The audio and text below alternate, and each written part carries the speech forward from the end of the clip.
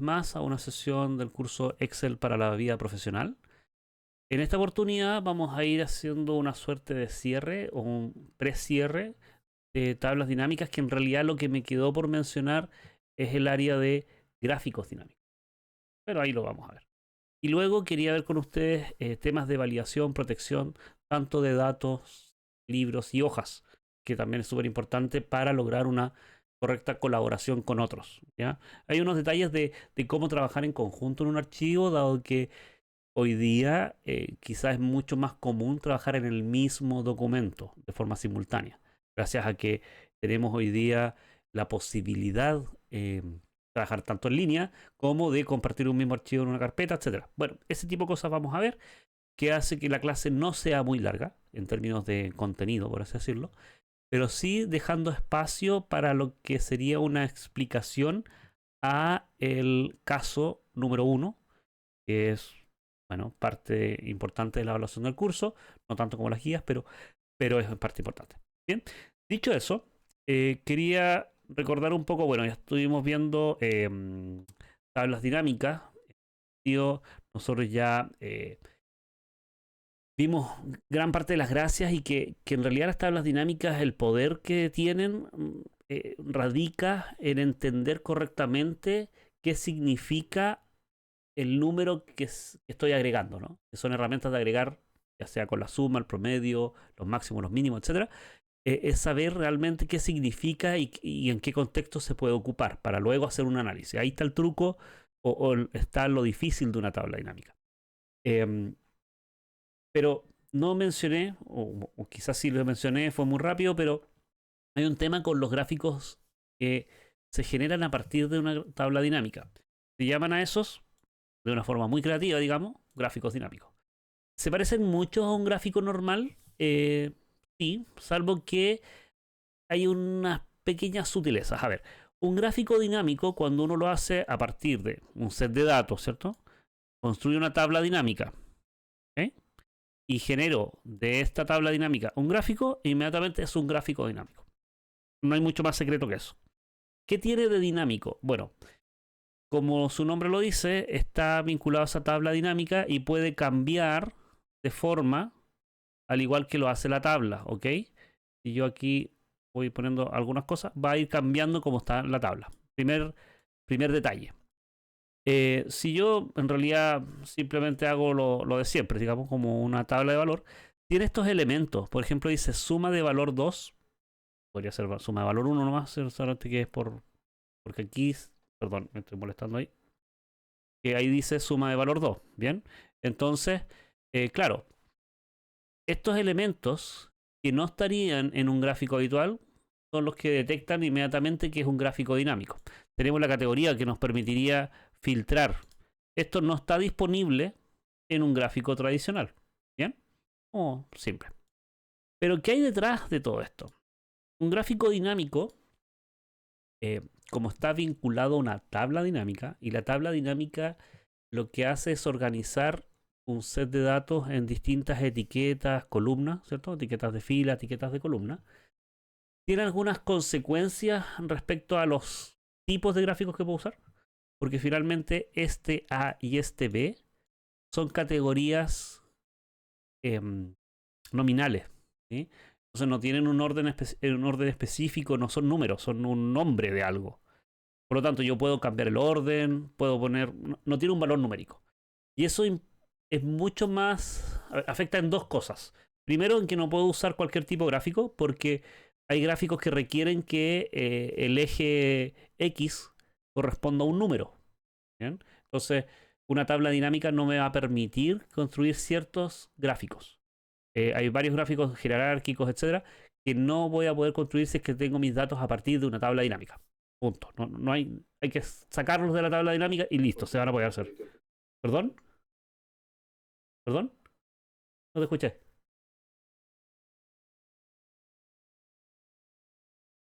Jesús, no te escuché. Ah, ya. Ah, perfecto. Ya. Es que pensé que me estabas haciendo una pregunta. Ya. No, no hay problema. El punto es que si ustedes tienen este set de datos y quieren hacer un tipo de gráfico, hay gráficos que simplemente no van a poder hacer. Veamos algunos cuáles son.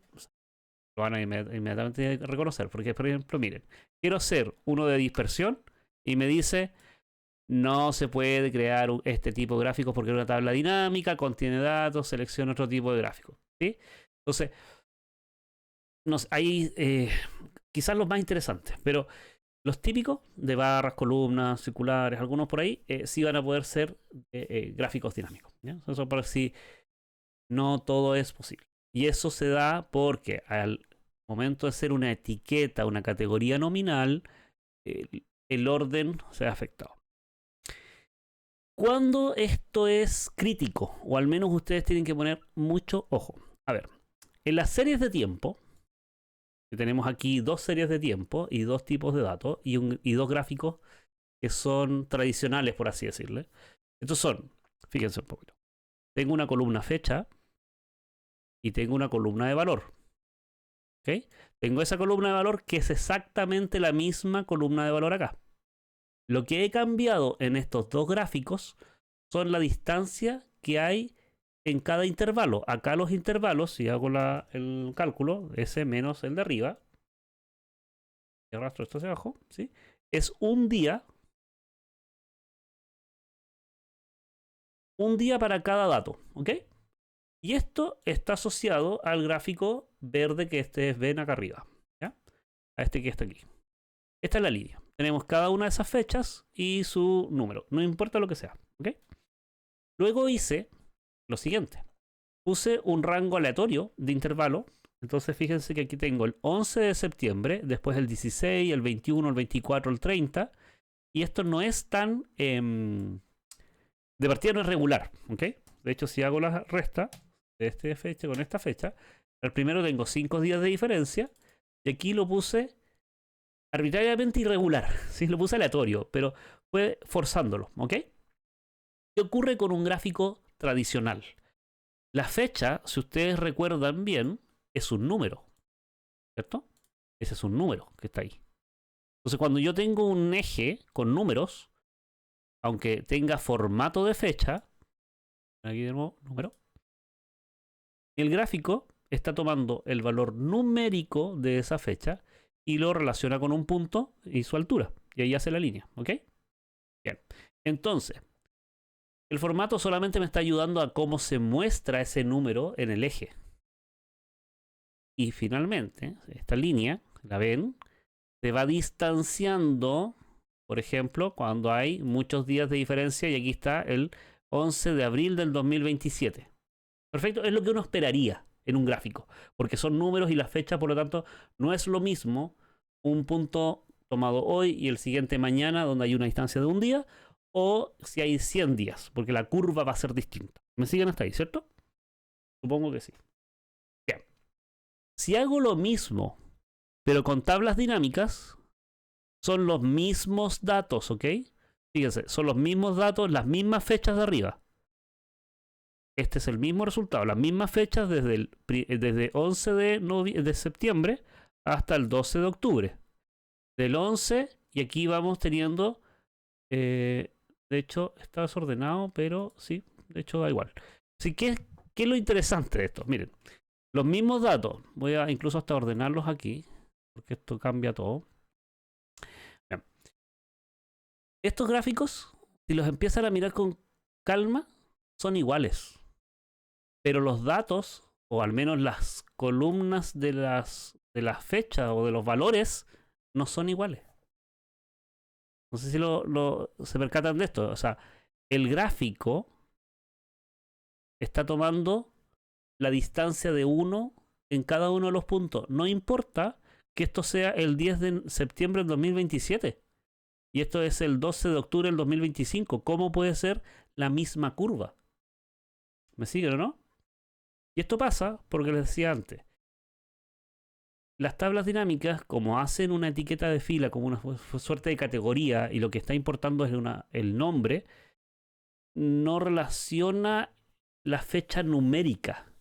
Y se hace particularmente importante que nosotros nos fijemos si hacemos tablas dinámicas con fechas y una serie de tiempo. porque la curva podría estar afectada y sobre todo si me faltan fechas, me va a quedar todo junto y no se va a notar.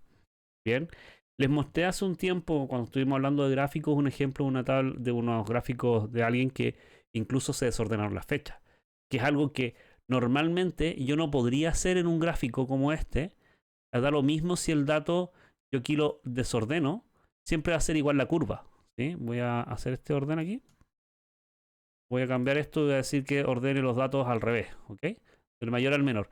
Los gráficos no se vieron afectados por el orden de los datos, ¿ya? Porque las curvas están asociadas al valor numérico, ¿ok? Bien. Fíjense este. Es un gráfico asociado a una tabla dinámica y ordené los datos de mayor a menor en la etiqueta de fechas.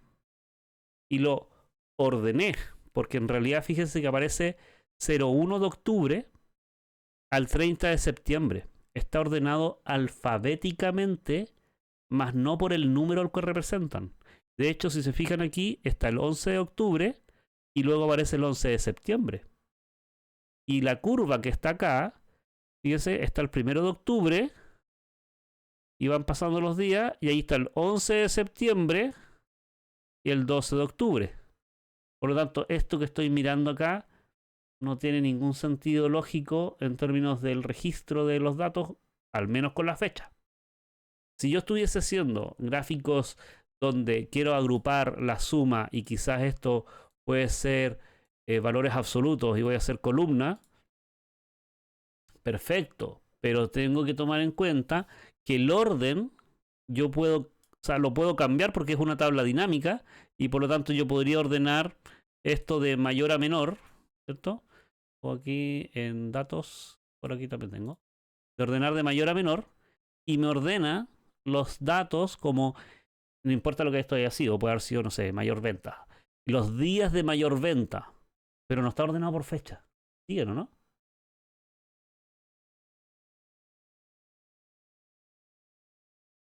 Entonces, el mensaje con todo esto es que por favor, las tablas dinámicas son súper útiles, son súper buenas, pero son de alguna manera exploratorias para poder ver algo, hacer algunos cálculos previos, quizás para hacer un par de gráficos, pero si voy a hacer gráficos, siempre tener en cuenta que hay detallitos ahí que tengo que siempre revisar, sobre todo si voy a hacer series de precio, o sea, series de tiempo, y si voy a usar categorías, bueno, empezar a jugar muy bien con esto y esto va a depender un poco el caso a caso, ¿bien? Si tienen algún set de datos que se pueda saltar fechas, más ojo todavía, porque si no, les puede traer un problema al menos con alguna curva, ¿ok? Bien, dicho eso, con el tema de tablas dinámicas, creo que vamos a retomar en algún minuto las tablas dinámicas cuando ya veamos otras herramientas de Power Query más adelante. Pero creo que ya tienen que ir soltando la mano y con lo que hemos visto tienen de sobra para resolver el caso que vamos a ver más adelante. Bien, entonces, no sé si recuerdan, y espero que sí en realidad, pero nosotros vimos eh, dos funcionalidades del programa que nos permiten evitar errores del usuario o al menos notificar al usuario en distintas medidas de qué es lo que espero que ese usuario haga en la planilla. ¿Sí? Yo podría decir, necesito registrar personas y por lo tanto aquí necesito los nombres, no me escribas números de teléfono, escríbeme los nombres y podríamos validar que el dato ingresado sea lo que se espera. Para eso teníamos el mensaje, teníamos la fórmula o lo que me va a decir que permite el valor. Y luego teníamos, claro, un mensaje de error, ¿cierto? ¿Se acuerdan de eso? Teníamos por otro lado el formato condicional que yo podría, si es que hago una fórmula adecuada, mostrarle un mensaje de error, por ejemplo, una línea roja cuando dice, oye, hay algo que no me parece que está adecuado. Se puede, con formatos, etcétera. Pero eso es muy delicado. No sé si se acuerdan que cuando vimos esto, yo aquí tengo que acepta valores entre menos 1000 y 1000. Entonces yo aquí escribo 9000. Ah, no, tiene que ser menos 1000. Ya, vamos a poner ese dato. Dato, validación de datos. Vamos a permitir un número entero que vaya del menos 1000 hasta el 1000. Y esto es un mensaje de entrada, título, solo valores entre menos 1000 y 1000. Para decirle al humano que está frente a la pantalla que al menos haga eso, ¿cierto? Entonces yo pongo 8000. Un error, ¿cierto? Si pongo 800, no tengo problema. Esto lo vimos, no tengo problema. El punto es que las validaciones que yo puedo haber hecho las puedo arrastrar y ya no existe. ¿Cierto? ¿Se acuerdan de esto? Y esto lo mencioné en algún minuto. Entonces, el solo validar números enteros positivos también es lo mismo. O sea, si yo hubiese puesto acá una validación de valores enteros que sean mayor que 0, ¿cierto? Y aquí le pongo menos 95, arroja un error, pero si copio la fila de arriba hacia abajo, esto ya pasó y ahora puedo escribir menos sin problema. Entonces es claro, es delicado. ¿Qué herramientas tiene el programa para evitar que esto ocurra? Y a eso le llamamos, son como protección de. Vamos a ver de qué niveles. Tengo como distintos niveles de protección, ¿ok? El más arriba, o al menos como el más directo, tengo la posibilidad, acá en archivo, información, acá tengo la opción proteger, ¿ok? Hay varias. ¿Bien? Pero entendámoslas primero y de ahí veamos las opciones. Lo primero es cifrar el archivo. Si yo necesito que para abrir el archivo exista o la persona tiene que saber algo, por ejemplo, una clave. ¿Sí? Fíjense que aquí yo puedo pasar por varias cosas. Primero tiene que tener acceso al archivo. Podría ser a través de una carpeta compartida, podría ser a través de un correo. ¿Cierto? O sea, le mando el correo, el archivo a esa persona. Esa persona para abrir el documento debiese tener una clave. ¿Ya? Eso yo puedo finalmente cifrar el archivo en sí mismo. ¿Ok? Ahora, yo podría querer que la persona abra el archivo, lea las cosas que están adentro, más no editar o cambiar las cosas. ¿Sí? A eso es el ambiente de proteger el libro, considerando este concepto de archivo y libro. Excel es lo mismo, ¿no? Pero fíjense, el archivo, ¿sí? Es lo que mandé por correo, y el libro es las propiedades mismas. Entonces yo puedo decir proteger el libro, que no lo cambie, que no le agregue hojas, que no le quite hojas, etcétera, ¿sí? Que no le cambie su estructura. Luego, dentro del libro, puedo proteger una hoja. Puedo dejar varias hojas libres, pero una protegida porque es la más delicada. Y luego, dentro de una hoja, yo podría proteger o hacer que algunos rangos sean editables y todo lo demás no. ¿Ok? Y con eso, yo me puedo... no es la palabra proteger, pero me puedo adelantar quizá a ese usuario más creativo que no quiere seguir instrucciones y simplemente quiere arrastrar, etcétera, y quiere, digamos, tomar un atajo para resolver algunas cosas. Entonces, si yo protejo tanto mi hoja como un rango específico, le digo, mira, tú vas a tener que trabajar en esta área, lo voy a lograr. ¿Sí? Entonces, ahí tengo los distintos niveles. ¿Sí? Primero es para ver si es que puede abrir el archivo, luego para si es que puede leer, y luego si es que puede cambiar la estructura, y después si puede modificar quizás el dato interno. ¿Sí? Como que tiene ahí los distintos niveles. Y si se fijan, en archivo, información, proteger libro, ¿sí? Aquí tengo abrir siempre como solo lectura. Es una protección, digamos, sencilla, porque eso se quita con un botón simplemente al momento de abrir. ¿Ya? Cosa que yo no, lo leo siempre como solo lectura, pero le puedo quitar esa propiedad. Cifrar una contraseña. De todas maneras, a ver, yo no sé si... todos los casos, pero las veces que he ocupado contraseñas y he ayudado a gente a usar contraseñas en los libros, terminan siendo más un problema porque los libros a veces los necesitan 1, 2 años después para ver algo histórico y las personas que tienen la clave no están disponibles. Ya no trabajan en la institución o simplemente no recuerdan la contraseña. Es un problema, ¿bien? Es un problema. Así que vean muy bien cuándo cifrar un archivo con contraseña, y de ser así tienen que tener algún tipo de respaldo de dónde están esas contraseñas y dónde ustedes podrían en caso de tener datos históricos, cómo resolverlo. ¿Ok? Bien.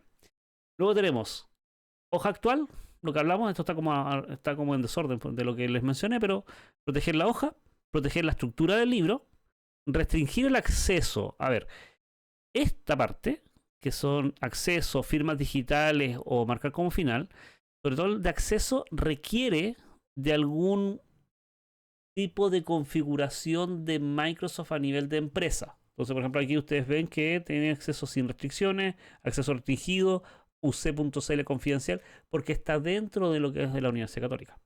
¿Sí? Pero eso ya pasa con la configuración misma del producto, como Microsoft que tiene con la universidad. Y quizás en una empresa más pequeña es más simple. Pero al final, bueno, depende un poco del contrato que tengan ustedes cuando estén trabajando con eso. Y las firmas digitales, bueno, tenemos la opción de tener con certificados digitales. También ahí se escapa un poco del ámbito de este curso, pero es posible. Bien, entonces, veamos las explicaciones que tiene este tipo de cosas.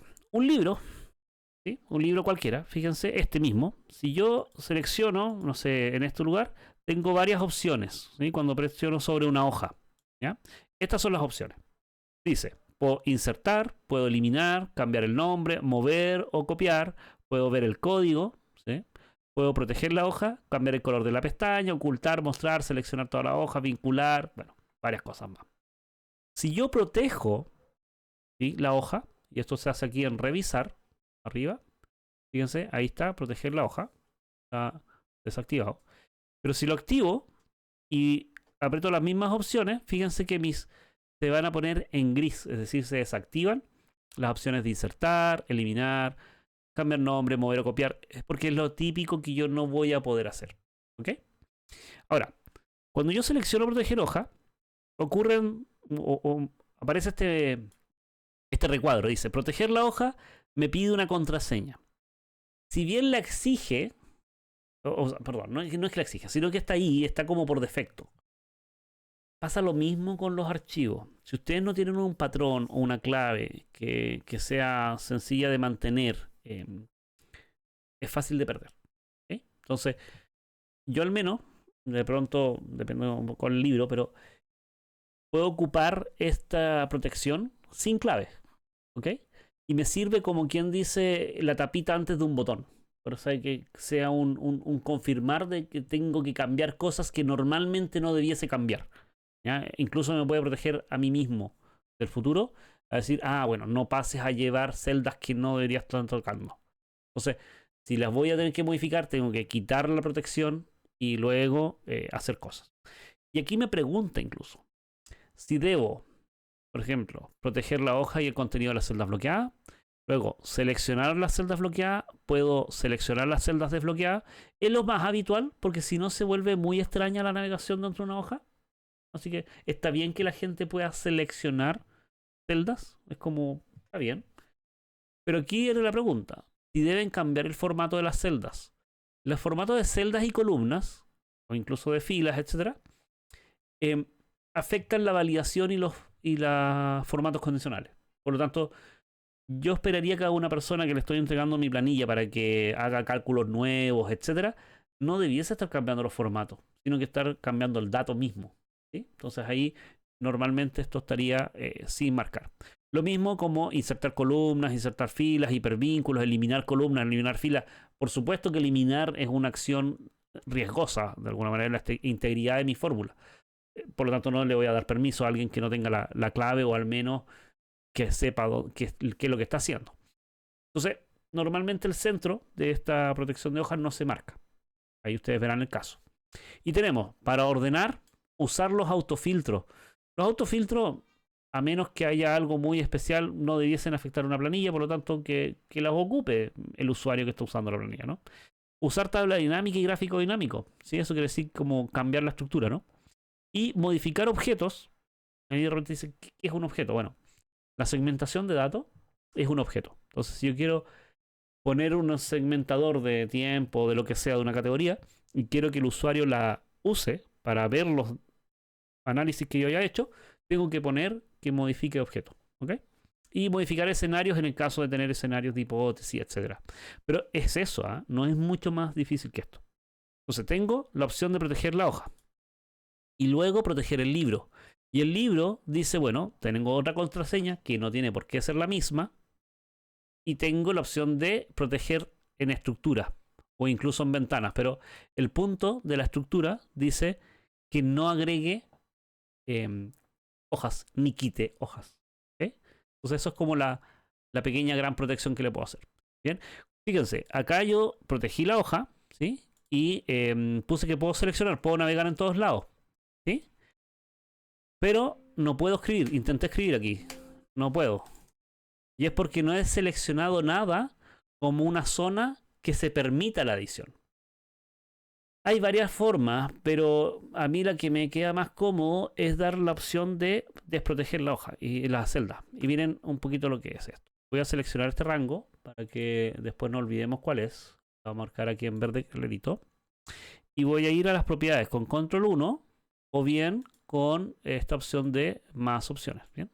La última pestaña dice proteger y dice bloqueada por defecto. Entonces yo puedo quitar esa opción bloqueada. Y ahora voy a revisar, proteger hoja. ¿Sí? Y yo puedo escribir en estas celdas que están en verde. ¿Sí? Más no aquí. ¿Ok? Entonces esto es una forma sencilla, rápida de evitar que la persona que no quiere edite el archivo sin querer. Básicamente. Por error, por arrastre, por lo que sea. ¿Ya? Entonces, es cómodo. Es cómodo y ojo con las claves. Eso sí que se los digo. Van a tener que ver bien cuándo realmente deben asignar las claves, porque es un problema. Hay técnicas también para quitarle las claves, ¿ya? Pero eso ya escapa un poquito de este curso. O al menos ahí vamos a ver, sacar eso. Bien.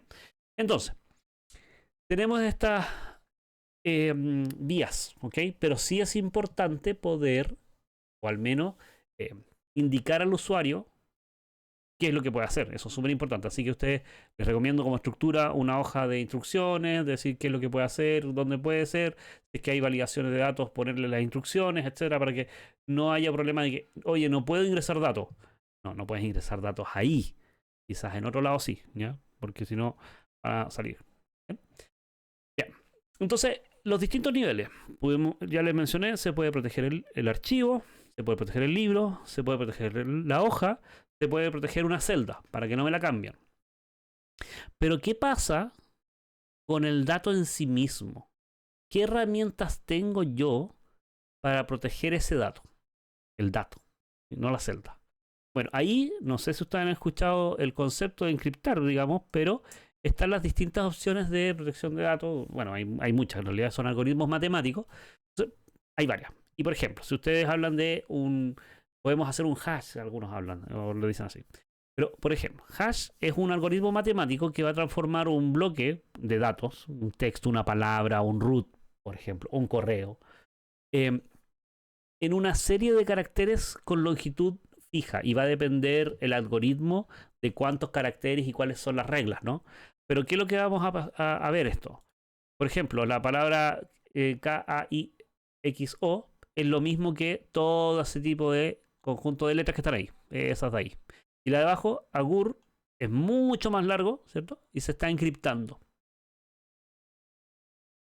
La encriptación, así se guardan, por ejemplo, las claves de las personas en los sitios web y todo. Nadie debería guardar una clave, no sé, directamente en una base de datos, porque eso se filtra y todo el mundo puede verla de alguna manera. Pero la encriptación me permite ocultar la información para que nadie más que tenga la llave la pueda ver.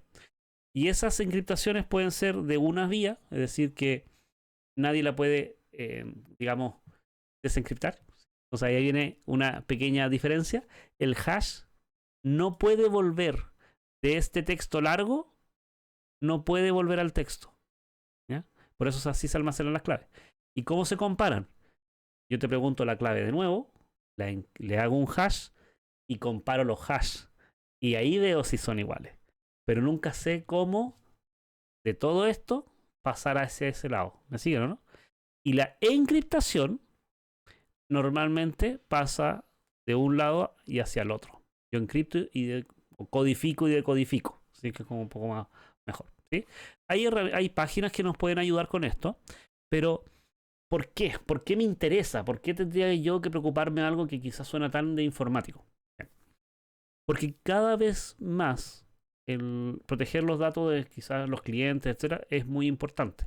Y para algunos procesos, ya sean internos dentro de la empresa, etcétera, quizás yo debo eh, mantener que un cliente es único y no está repetido, pero no tengo por qué dar el root o el correo de ese cliente a un tercero o un analista distinto que no tiene por qué tener esos datos, ¿ya? Por ejemplo. Entonces ahí viene también el concepto de anonimización, que es quitarle la posibilidad de ser identificado. Y eso normalmente también se hace con una de estas dos técnicas, ya sea con un hash, que no voy a poder volver al inicio, ojo, o lo puedo encriptar, cosa que después yo puedo desencriptar esa información. Ahí tendré que ver. O sea, hay distintas técnicas y distintos modos. Algunas más seguras, otras que no tanto, porque ha pasado el tiempo y las máquinas ya tienen muchas herramientas para descubrir los mensajes encriptados. Entonces, una muy, no sé si muy antigua, pero muy de los, por de qué año es, pero el MD5 es muy conocida y casi todas las contraseñas que se guardan en eso ya están conocidas, pero hace menos caracteres. ¿Okay? SHA-1, se fijan en la extensión del carácter, y SHA-512, que es muy largo, ¿no? Que está aquí. Entonces, toda la información, aunque sea tres caracteres o un texto largo, se va a encriptar después de una serie de procesos matemáticos y va a dejar este tipo de encriptaciones. Depende de lo que ustedes estén anonimizando y va a tener que ver cuál ocupan y a qué nivel realmente lo necesitan hacer, ¿ok? ¿Ya? Así que uno puede tener encriptar con MD5 un root y les va a dar puros valores como esto, o con un SHA-1 y va a ser razonablemente y nunca va a ser, y siempre va a ser único y va a dar ese mismo resultado. Entonces, pueden hacer todos sus análisis, pero no van a saber el root real, o todos los correos reales, o los nombres, etcétera. ¿Bien?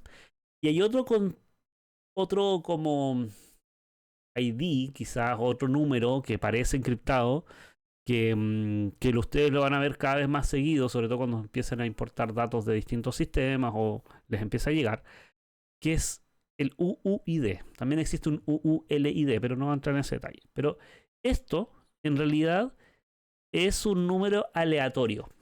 Tiene varias reglas para generar números aleatorios, pero es un aleatorio. Lo que busca, y de dónde sale todo esto, es que si nosotros estamos haciendo registros en dos computadores, en dos bases de datos, en dos sistemas, entre comillas, independientes, en la nube, a mí me interesa seguir un correlativo, ¿ok? El 1, el 2, el 3.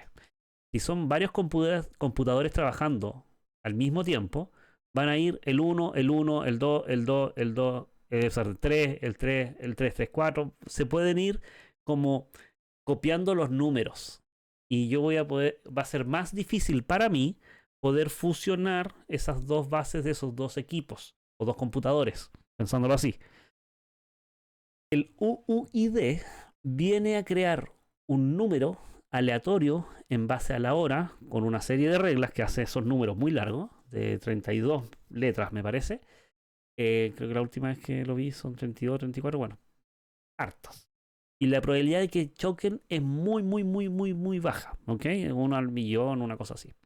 Entonces lo que ocurre es que dos sistemas pueden ir haciendo registros únicos y le dan este identificador único, y cuando yo fusione o haga una mezcla de las dos bases, nunca se van a tocar los números, ¿ya? O es muy poco probable que ocupen. Entonces, de esa manera yo puedo tener varios sistemas o varias bases de datos registrando mis clientes o las transacciones del banco, lo que sea, y yo voy a poder ir mezclando la información y no se van a topar, ¿ok?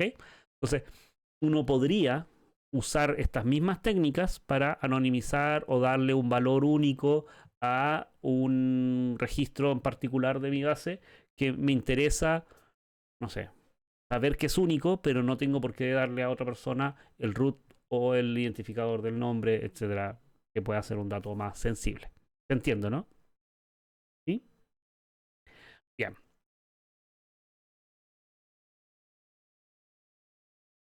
Ahora, ¿qué otras herramientas tenemos? Ya que hablamos que puedo evitar que la persona ingrese cosas medias extrañas.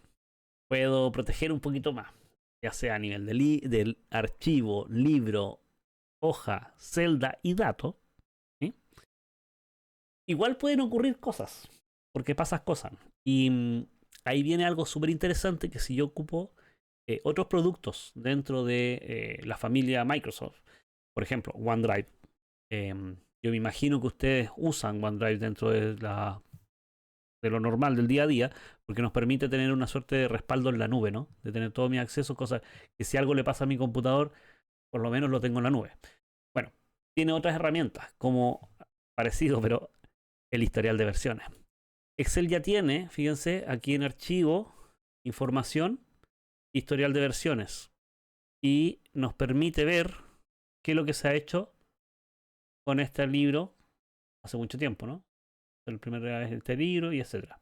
Entonces yo puedo volver atrás y recuperar distintas versiones de este libro. Solo es posible, perdón, solo es posible si estoy usando el libro en OneDrive. Básicamente que ahí es donde se están guardando las distintas versiones. Entonces, es eso. Si ustedes lo guardan en su PC o en su propio equipo, pucha, van a tener que depender de su sistema de protección. Voy a cerrar esto porque esta es la... me parece que este es el... Y esta es la copia. No guardar. Entonces, tenemos eso. Y por último, la vista compartida es algo que se activa cuando ustedes tienen un archivo abierto en la web o tienen... Voy a ir a mi OneDrive. Voy a mirarlo acá. Dame un segundo que quiero abrirlo en línea. ¿O no? Clase, dame un segundo. Voy a abrir el archivo desde línea. Voy a OneDrive, ver en línea.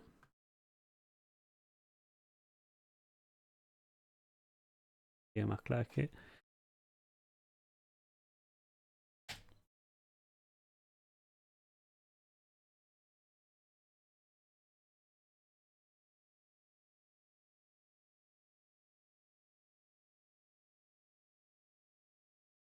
Y ahora hacer un montón de claves. Entonces,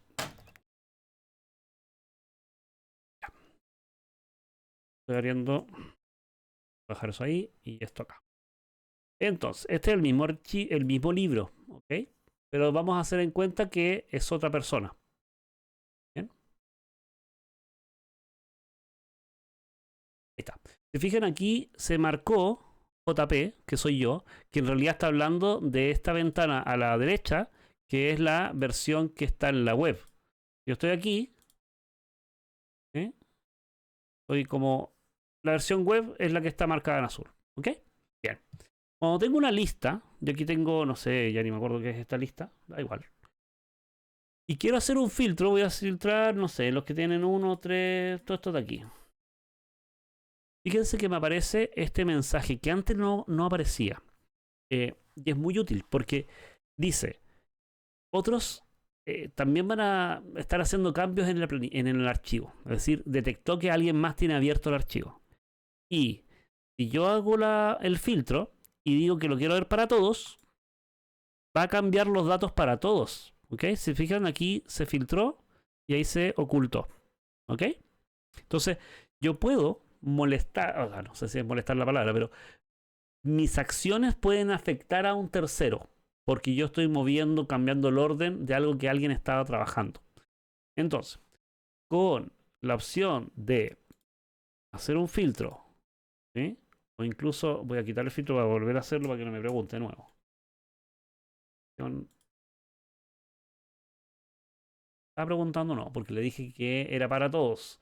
Un segundo. En vista, tengo acá las opciones de vista. ¿Ok? Tengo opciones de vista que es predeterminado para guardar o no. Entonces yo puedo crear una nueva vista y fíjense un poquito lo que ocurrió. Se marcó en negro toda la zona de las filas y columnas, de los rótulos. Y ahora los cambios que yo haga acá, por ejemplo, ordenar, y aquí vamos a decir Credit Bank, no está afectando a lo que está ocurriendo acá. ¿Ok? Entonces aquí yo también puedo crear una nueva vista y este también está actuando por sí solo. Entonces acá yo voy a filtrar aquí esto, voy a filtrar la suite, voy a filtrar también, ¿se fijan o no? Estoy trabajando en el mismo archivo, pero los filtros no se están topando. Es súper interesante, sobre todo si estoy trabajando el mismo documento con varias personas, pero estamos haciendo cosas distintas. ¿Ya? Si no hago esa pequeña marca o este tema de tener una nueva vista, temporal o no, me puede molestar más al usuario. ¿Okay? Entonces acá tengo para la gestión, incluso ustedes pueden generar los filtros previos y guardarlos. Y luego gestionar, por ejemplo, solo en Chile. Bueno, que aquí no tiene mucho sentido, pero acá tengo la opción de tener vistas distintas y yo me puedo cambiar en esto. Entonces, vista 1, vuelvo a lo que estaba antes. ¿Se fijan, no? Predeterminado. Y ahora voy a vista 1. Entonces puedo como tener varios filtros preguardados y solo para mí. ¿Ok? Y yo puedo salir de esta lista. ¿Sí? Entonces, aquí tengo para gestionar, etcétera. Es algo bien interesante, pero enfocado netamente en el trabajo colaborativo con una persona o con más personas en línea. ¿Bien? Ok. Eso hasta ahora, yo creo que eso es lo que... Esto es con la práctica, cada vez va a aparecer cada vez más información de esto. Así que voy a dejar hasta aquí, voy a retomar en un momento.